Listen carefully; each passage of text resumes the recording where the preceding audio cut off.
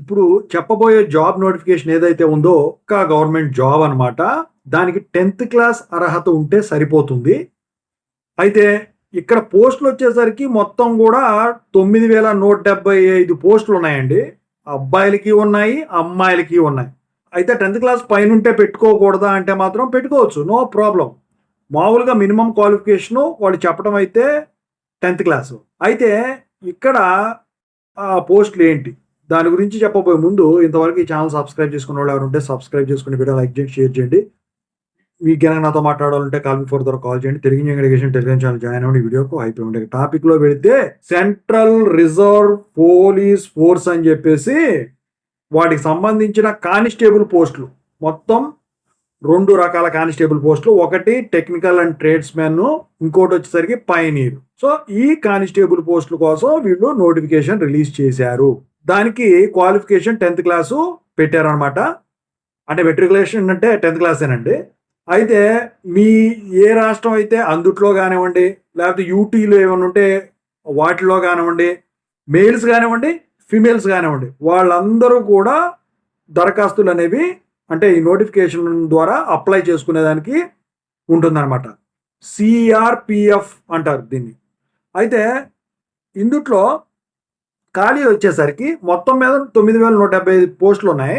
అందుట్లో జెంట్స్కి అంటే మెయిల్కి 9096, గర్ల్స్కి వచ్చేసరికి 79 పోస్టులు అయితే ఉండటం అయితే జరిగింది. అయితే ఈ కానిస్టేబుల్ పైనీర్కి సంబంధించిన 20 ఖాళీలేమో మేల్స్కి, ఇక కానిస్టేబుల్ టెక్నికల్ అండ్ ట్రేడ్స్మెన్ మరియు పైనీర్కి సంబంధించిన రిక్రూట్మెంట్ ఏదైతే ఉందో దానికేమో ఈ రిక్రూట్మెంట్ 2026 ద్వారా రిక్రూట్ చేయడం అయితే జరుగుతుంది అన్నమాట.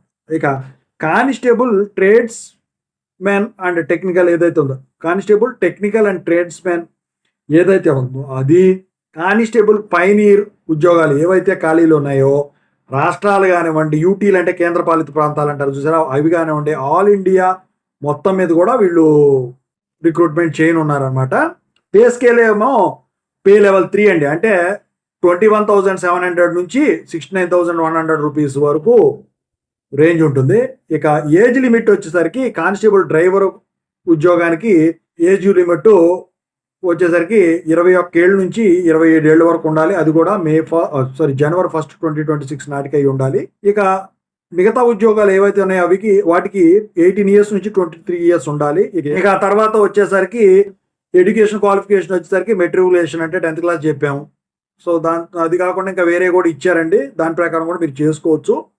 సో ఈ కానిస్టేబుల్ డ్రైవర్ కానివ్వండి, కానిస్టేబుల్ మోటార్ మెకానికల్ వెహికల్ కానివ్వండి, వాటి కోసం వచ్చేసరికి మీకు వాటి ఎక్స్పీరియన్స్ ఉండాలన్నమాట. సో ఇక పూర్తి నోటిఫికేషన్ చూస్తే మీకు తెలిసిపోతుంది.